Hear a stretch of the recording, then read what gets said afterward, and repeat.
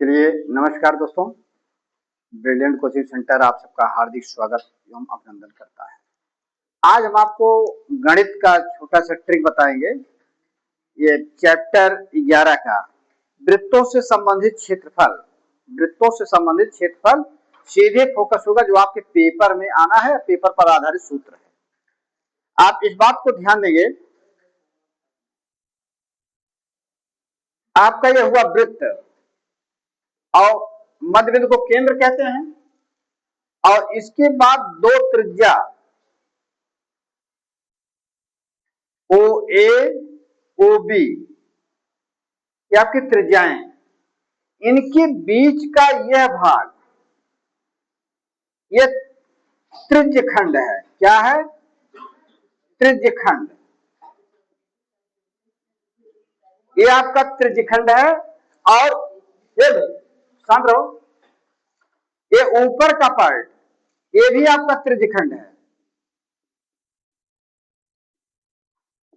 इतना तो देख करके आप बता ही सकते हैं कौन छोटा है कौन बड़ा है।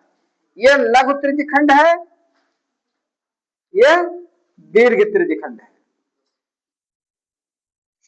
आपके परीक्षा में पूछा जाता है दीर्घ त्रिज्यखंड का क्षेत्रफल ज्ञात कीजिए, या लघु त्रिज्यखंड का क्षेत्रफल ज्ञात कीजिए, या त्रिज्यखंड का क्षेत्रफल ज्ञात कीजिए। ऐसी परिस्थिति में आपको एक ही काम करना है, प्रश्न को ध्यान से पढ़ा जाए, और प्रश्न को ध्यान से पढ़ने के बाद आर और थीटा क्लियर करेंगे। आर क्या है और थीटा क्या है? आर मीन्स त्रिज्या और थीटा मीन्स कोण।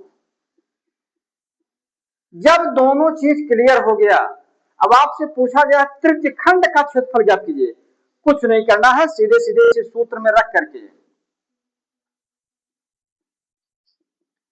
पाई R square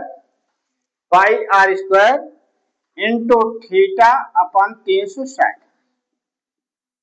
pi R square गुणे थीटा बटे 360। इसी सूत्र में आर और थीटा का मान रख दीजिए, और इसी सूत्र में रखने के बाद जहां तक हल कर पाइए हल करके वही आंसर छोड़ दीजिए। आपका मेंसुरेशन का सवाल जो है बिल्कुल सही होगा, वह गलत नहीं होगा, लेकिन गुणा भाग जोड़ घटाव आपका आना चाहिए। इसके बाद अगला क्वेश्चन इसमें बनता है, दो त्रिज्याओं के बीच के परिधि के भाग को, परिधि के किसी भाग को चाप कहा जाता है। कभी कभार आपसे पूछते हैं कि चाप की लंबाई बताइए, लघु चाप की लंबाई या दीर्घ चाप की लंबाई। तो पहले आप चाप की लंबाई में ध्यान देंगे। ये चाप की लंबाई का सूत्र है 2 पाई आर इंटू थीटा अपन 360 अंश।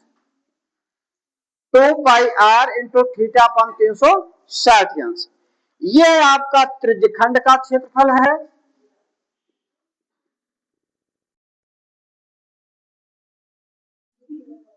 का क्षेत्रफल।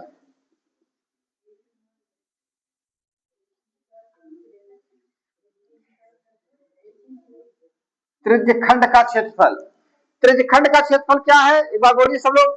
पाई आर स्क्वायर थीटा अपन 360। चाप की लंबाई क्या है? 2 पाई आर इंटू थीटा अपन 360। ये दोनों सूत्र अगर आपको तैयार है तो चाप की लंबाई और त्रिज्यखंड का क्षेत्रफल आसानी से आप ज्ञात कर सकते हैं। ठीक है, उसमें कोई दिक्कत नहीं होगा, आसानी से आप ज्ञात कर सकते हैं। केवल आपको आर और थीटा, प्रश्न को ध्यान से पढ़िए, आर क्या है थीटा क्या है। आर और थीटा क्लियर हो जाने के बाद उसको इसमें सूत्र में रख दीजिए, आपका प्रश्न गलत नहीं होगा, 101% वह आपका सही होगा। धन्यवाद।